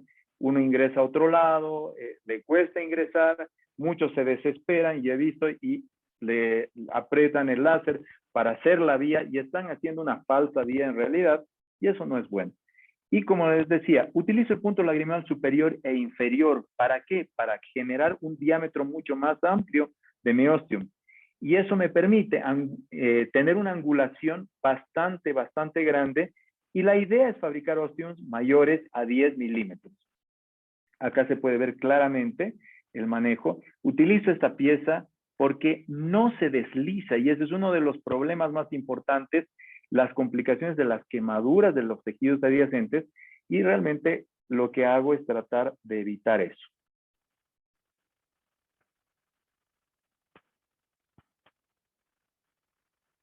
Hago posteriormente el retiro y lo que me gusta hacer es evaluar la quemadura. Ahí me dice que he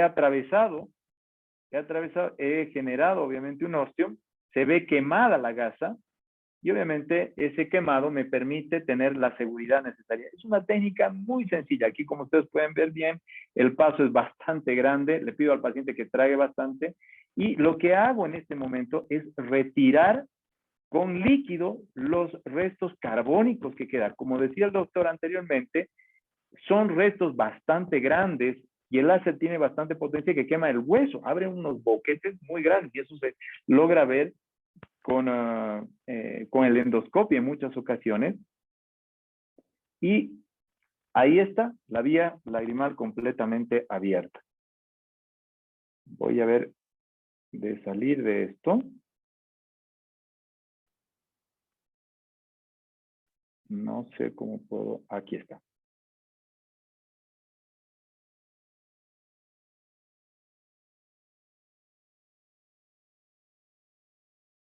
Vamos a ver. Ok. Entonces, las complicaciones. Generalmente la fabricación de una falsa vía, que es una de las complicaciones intraoperatorias más frecuentes. La quemadura del conducto lagrimal o el de tejidos vecinos. Hablaba yo con César en el Bascom Palmer y le comentaba de que yo tuve una complicación realmente seria, les voy a mostrar las imágenes, donde tuve la quemadura de tejidos adyacentes al principio. Y realmente fue porque la sonda se recorrió. Dejábamos 1 o 2 milímetros, lo que obviamente no era aconsejable. Y de hecho ahora dejo más de 5. Y comentaba yo con César esta situación porque hay que evitar eso. Entonces, la fabricación de un ostium de un diámetro inferior a 9 milímetros es susceptible al cierre y obviamente la expulsión de la sonda de Crawford. Acá vemos, miren, era una quemadura, tuve que poner un tubo de Jones y gratamente vi que el consejo era de 3 a 5 milímetros. Yo dejo inclusive un poquito más, a veces un poquitito más. Ya es, uno no lo mide, pero uno deja más o menos de acuerdo a la experiencia que uno va teniendo. Esta es la pieza de mano, la quiero esta pieza, me ayuda a fijar muy bien la fibra y evita el deslizamiento de la fibra. Tuve la oportunidad de manejar el otro modelo, un modelo que es a presión, y no me gustó mucho porque existía la posibilidad de que se recorra, calienta el metal, la fibra, y hay la posibilidad de que el metal mismo queme todo el tejido. Entonces, es una de las, bueno, la destrucción de la sonda. La conducta posoperatoria, utilizo acitromicina en los casos de alergia, utilizo levofloxacina, que va muy bien para los tejidos blandos y el hueso. Lo manejo por 5 días en el posoperatorio, manejo el diclofenaco sódico, una crema antibiótica a nivel tópico, y la irrigación de la fosa nasal operada con el Isomar, que es agua de mar, es un producto italiano que utiliza agua de mar salada, y de alguna manera lo que hacemos es generar la irrigación durante 45 días con PAFs, 3 PAFs continuos. Utilizo la fluticasona a dosis muy bajas, un PAF 3 veces al día posterior al Isomar, y retiro la sonda normalmente a los 60 días del postoperatorio. En esta cantidad de pacientes que tuve, los 33 evaluados, los evalué en 150 días, de los cuales tuve 29 permeabilizados y sin problemas, y 4 que fueron ocluidos, y que de estos 4 he reoperado a 3. Uno se ha perdido. Y los reoperados han ido bastante bien. Ese es otro detalle que tiene esta posibilidad de técnica, que uno puede reoperar sin mucho sobresalto y uno puede llegar a tener un éxito. Normalmente, según según el porcentaje, sería un 87.8%. Este es un trabajo que me animó a hacer, que lo presenté el 2009 y me animó Maser Láser. Los resultados están en relación a la evaluación del paciente, no solo en relación a la epífora, sino a signos de incapacidad al paso de la irrigación, porque puede haber estenosis. Así como el éxito es evaluado por el paso libre de irrigación y no la presencia de epíforas o reflujo.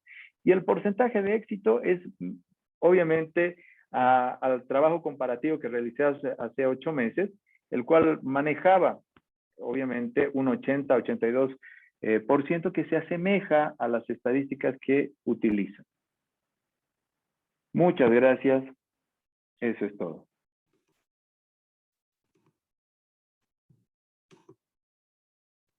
Buenas noches. Gracias, doctor Aguilar. Gracias a todos los doctores que nos dieron su experiencia. El doctor Aguilar, bueno, yo creo que es el que más tiene experiencia con el Fox. Conoce el equipo hace 7 años, si no me equivoco, 8. Y bueno, parte importante de todas las personas que nos dieron su experiencia en las diferentes áreas y diferentes tratamientos es que todos tienen una labor social importante, ¿no? Que en Latinoamérica esa parte pues nos toca a todos, ¿no? Es un área para nosotros muy sensible y tratamos de ayudar pues, en lo que más se pueda en el tratamiento en los hospitales públicos y sabemos la carencia que tenemos en todos nuestros países. Entonces, hay una pregunta, abrimos la sesión de preguntas, hay una pregunta técnica. El láser Fox Docs a partir del 2 y el 3 sí se puede actualizar.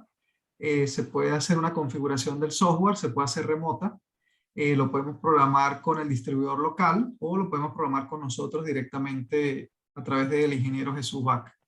Y bueno, o sea, es realmente sencillo y se puede hacer para los dos modelos.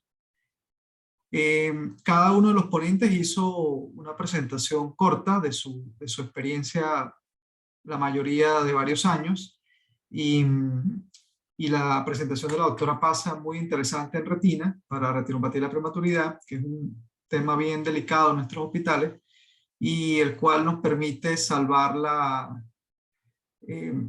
visión de esos niños, ¿no? Que si no fueran por estos tratamientos, pues estarían expuestos a una condición social bien difícil para ellos, ¿no? Entonces, no sé si alguien tiene alguna pregunta de los que están o los ponentes quieren hacer alguna otra aclaración. Con mucho gusto, los micrófonos están abiertos. Oriana los está abriendo en este momento. Y pueden hacer las preguntas o lo pueden hacer por escrito también.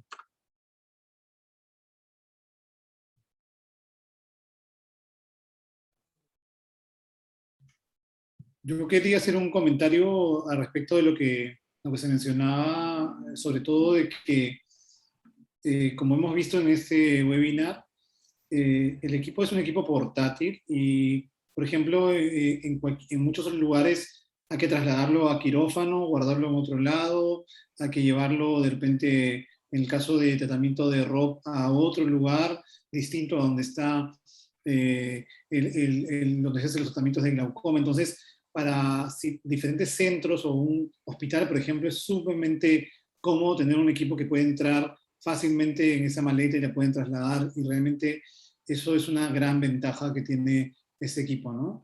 Así que eso es algo bastante ventajoso en este aspecto, ¿no? Sí, muchas gracias, doctora Cina. Sí, el equipo pesa 1 kilogramo y con la maleta, la fuente de poder, el pedal y todo, no supera los 3 kilogramos. El doctor Albio Chigematsu pregunta cuántas veces se puede reutilizar la sonda. Bueno, ahí tiene que taparse los oídos la parte de ARC, porque es una pregunta que quizás no hay que tener mucho cuidado con lo que podamos responder. De hecho, las sondas se pueden reutilizar, a pesar de que de fábrica son de uso único, pero hay que tener cuidado porque hay ciertas publicaciones que ya han demostrado que con el uso la sonda no emite siempre la misma cantidad de energía. Y si estamos hablando de una sonda que, de un tratamiento donde queremos minimizar los riesgos de complicaciones, tenemos que tener cuidado con la reutilización de sondas porque vamos a encontrar quizás un riesgo de sobretratar y de tener mayores tipos de complicaciones, ¿no? Pero ha habido casos donde la sonda se ha quebrado y uno no se da cuenta, uno aplica el tratamiento y no hay ningún efecto. Es decir, no reduce nada la presión. Hay que tener también cuidado cuando son retratadas, que la zona no esté quebrada y la luz esté emitida por otra zona que no sea la zona de aplicación, ¿no?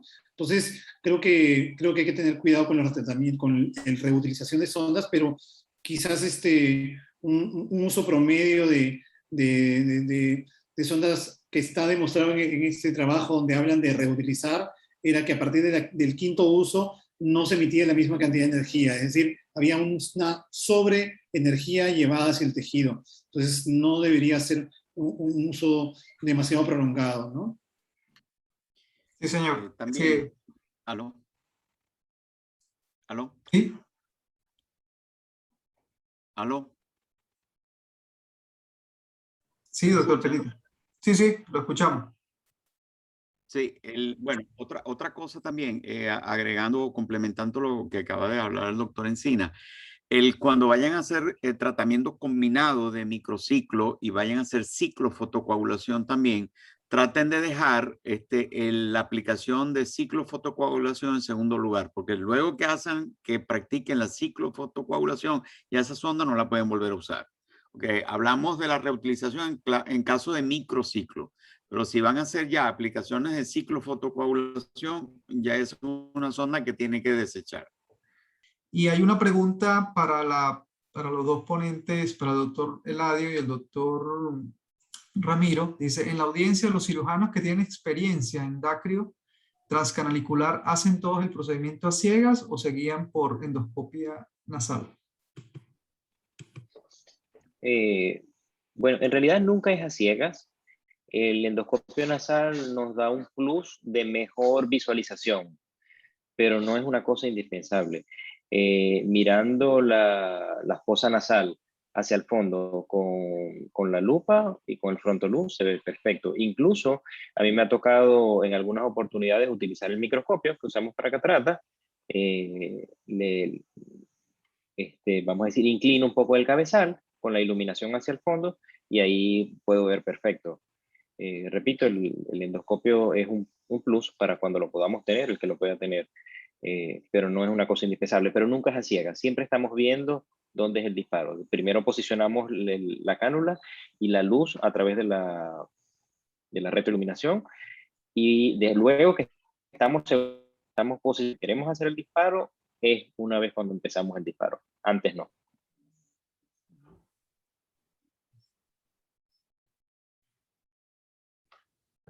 Hola. Hola.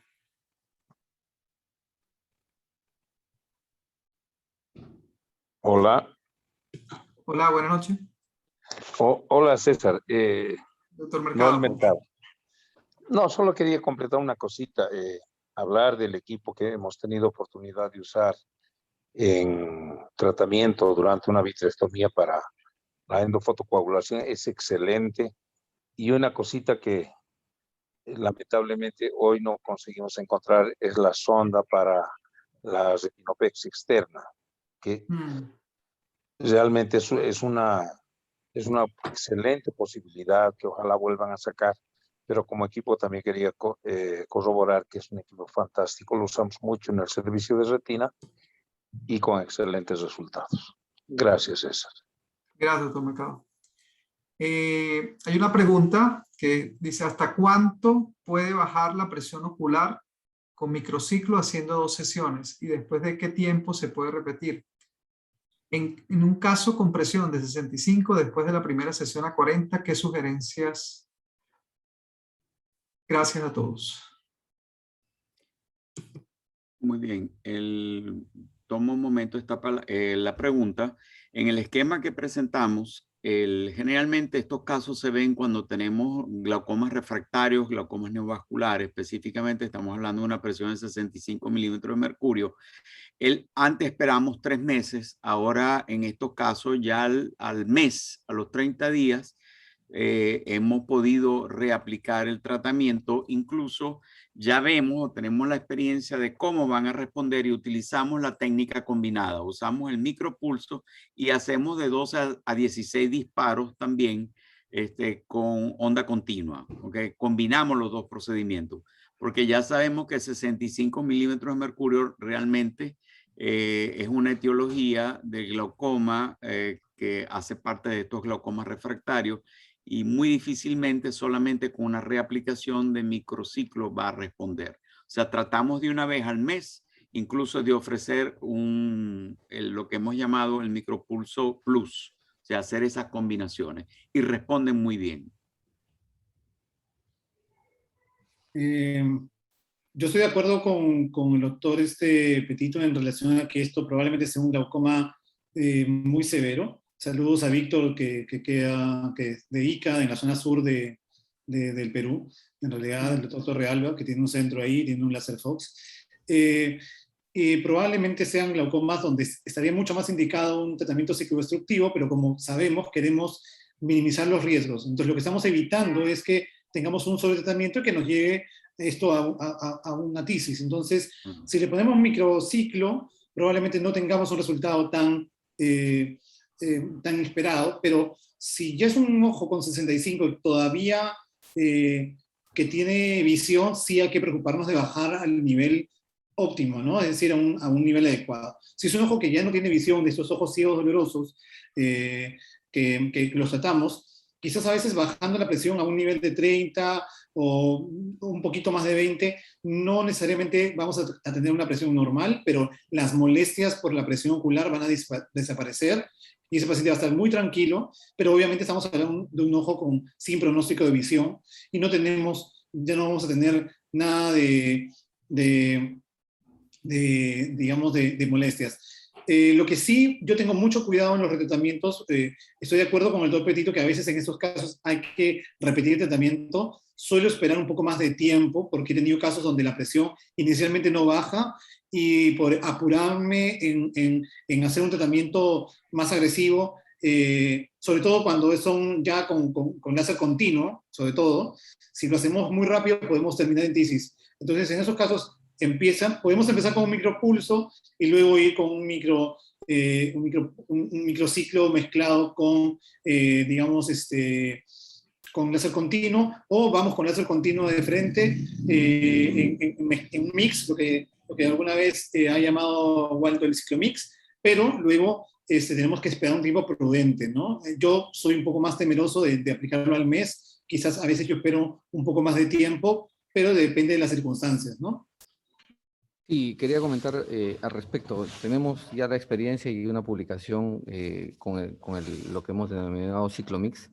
Sabemos de que el láser, o sea, la ciclofotocoagulación externa continua nos da mucho más, o sea, nos baja más la presión, pero nos da más complicaciones. En cambio, el micropulso, en este caso el microciclo, nos puede bajar menos la presión, pero el grado de complicaciones es mucho menor. Pero si hacemos una combinación de ambas, en la modalidad de aplicar en la parte superior microciclo y en la parte inferior láser continuo, entonces es una modalidad y una experiencia en la cual hemos reportado que nos baja bastante la presión con una seguridad bastante aceptable. Quería aprovechar también para hacer la pregunta, yo sé que los técnicos de Fox están en estos momentos, con respecto a su sonda para hacer poner el láser en sala de operaciones, el láser en retina, la fotocoagulación. Tenemos ahora, digamos, ya en algunas casas que nos ofrecen la sonda de láser con luz. Quería preguntar si lo van a desarrollar, si lo tienen desarrollado ya y si podemos acceder a esto en el mercado, porque es muy importante ahora dentro de la cirugía de retina llegar a las zonas donde, digamos, bastante periféricas y la autoindentación es una maniobra muy utilizada y es una maniobra que nos ayuda a llegar a las zonas de la retina más periférica y poder tratarlas, ¿no? Entonces, sería bueno el comentario de ustedes para saber si ya tenemos esto o lo vamos a tener pronto. Porque como nos ha mencionado también hace un momento el doctor, esta es una modalidad que teniendo nosotros el equipo podemos hacer podemos implementar a nuestra cirugía de vitroretina, ¿no? Sí, señor, sí. Hasta ahorita no hay, doctor Loaiza, hasta ahorita no hay un plan que sepa yo en la empresa de desarrollo. Podría preguntar, ¿no? ¿Cuál es la probabilidad de hacerlo, ¿no? Y comunicarnos con usted a través de Paul y con mucho gusto se lo hacemos saber. Yo creo que 2 o 3 días me da y le puedo responder la pregunta. Muchas Por gracias. favor. Gracias, doctor Loaiza. Al doctor Encina le estaban preguntando el doctor Valderrama que tenía un paciente con 70 de presión intraocular tomado con el iCare. Glaucoma neovascular, ¿qué me aconseja usted? ¿Cómo aplicar el Fox? Le indicó acetosalamida.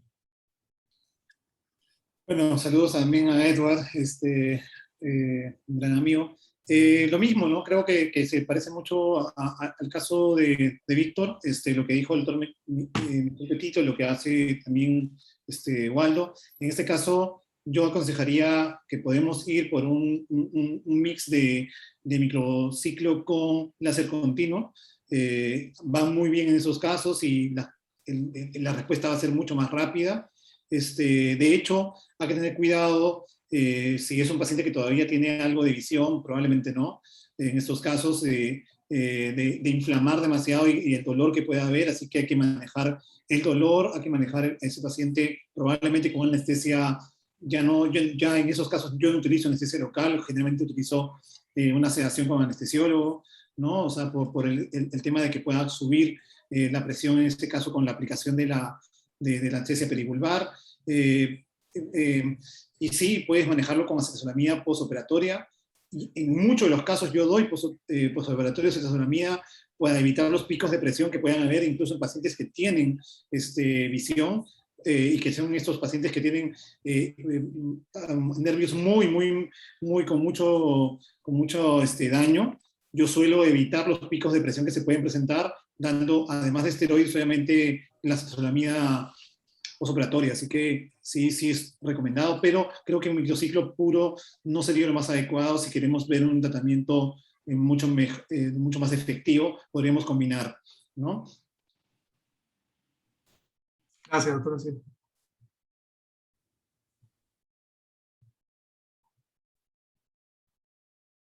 Bueno, no sé si hay alguna otra pregunta o algún otro comentario de los ponentes para ir cerrando César, la sesión. hay una pregunta de la doctora Marelvi. La doctora Marelvi pregunta si el micropulso combinado con ciclofoto lo hacen con pacientes con visión conservada o pacientes con mala visión o en ambos casos. Justamente el trabajo que presentamos sobre ciclofotocoagulación mixta, en este caso, presentamos algunos de estos casos, ¿no? Donde, como les había mencionado, la posibilidad de utilizar en forma combinada la ciclofotocoagulación continua en la parte inferior y la ciclofotocoagulación en microciclo en la parte superior, nos daba la opción de poder tratar pacientes con buena visión. Haciendo que las complicaciones sean mucho menores, es los casos de tisis bulbi o de esplendocoroideos, etcétera, ¿no? Entonces, es una modalidad interesante. Ustedes lo pueden encontrar, la publicación en PubMed. Ya se hizo hace algunos meses y ya se publicó y nos da, digamos, un interesante abordaje de estos casos. Muchas gracias, doctor. Si alguien más quiere de repente responderla. hacer también la acotación de que este tipo de láser lo estamos usando también en pacientes con glaucoma congénito, con glaucoma pediátrico, que incluso hasta cierto punto habían sido intratables, ¿no? Pacientes que han sido operados 2 o 3 veces, que ya tienen válvulas y que quizás la única opción ha sido este tratamiento del cuerpo ciliar. También agradecerles porque en la época o en la peor época de pandemia, la Casa Bisaltec y Láser Fox fue una gran ayuda para los hospitales en los cuales trabajábamos. La verdad que un agradecimiento porque hemos tratado todo el año pasado en pandemia a nuestros niños gracias a su láser. Mencionarles también de que no es solamente ROP, también podemos utilizarlo en retinas adultas, ¿no? En pacientes que tienen agujeros, en pacientes que tienen esta dificultad de poder llegar a la retina periférica, a veces con las lupas usuales de contacto, que tenemos también pacientes que necesitan un láser a través de oftalmoscopio indirecto, porque tienen isquemia todavía en la retina periférica, en aquellos diabéticos a los que no podemos acceder porque las pupilas ya están muy pequeñas, y que de repente hemos podido llegar con indirecto, ¿no? Con el láser asociado a OVI. Lo que quería mencionarles. Muy importante, doctora. Muchísimas gracias. Gracias a Poli Hidalgo y a Jorge Requena en México y a todo el personal de VisualTech que nos ayuda en México también, y a todos los distribuidores en Latinoamérica que durante pandemia han ayudado, ¿no? En diferentes hospitales a todos los pacientes, ¿no? Principalmente que sufren de cualquier inconveniente o cualquier patología, y gracias a ustedes los doctores que siguieron asistiendo a los hospitales, porque de verdad que fueron momentos, o son momentos muy difíciles para todos. Bueno, yo les quiero dar las gracias a todos, de verdad que muy agradecido de parte de ARC, la empresa que representamos, de parte de todos los distribuidores de Latinoamérica. Estamos a la orden a través de todos los canales que tenemos, sean de las redes sociales o sea de los distribuidores directamente, especialmente a VisualTech y a ACM, los cuales hicieron una gran organización del evento, al doctor Encinas, al doctor Loaiza, al doctor Petito, a la doctora Paza, muchísimas gracias por su tremenda exposición de ROP. Estoy seguro que se van a comunicar con usted, al doctor Eladio y al doctor Ramiro, que tienen mucha experiencia, y tenerlos acá fue para mí un gran placer que compartieran sus datos, sus tips con nosotros. Hay muchas cosas nuevas, entre ellas las nuevas fibras que ha sacado ARC Láser, que incluso las pueden doblar, las pueden flexionar, y ya se están utilizando para la cirugía de dacrio, porque es muy importante que no se partan allí, y poco a poco se van a ir incorporando a las otras especialidades, esperemos que pronto, pero eso son un nuevo desarrollo también que tiene ARC también, y el cual pues les iremos comentando también poco a poco. Bueno, muchísimas gracias a todos y súper agradecido por su tiempo y por su esfuerzo y por todo su trabajo en los hospitales. Muchísimas gracias. Vamos ganando 1-0. Saludos. Gracias. Qué bueno. Gracias a todos. Ya te llegó la luz, Michelle. Chao. Hasta luego. Gracias. Buenas noches. Segundo tiempo ya llegamos ya. Gracias. Chao, chao. Ya te Chao, llegó gracias. la luz.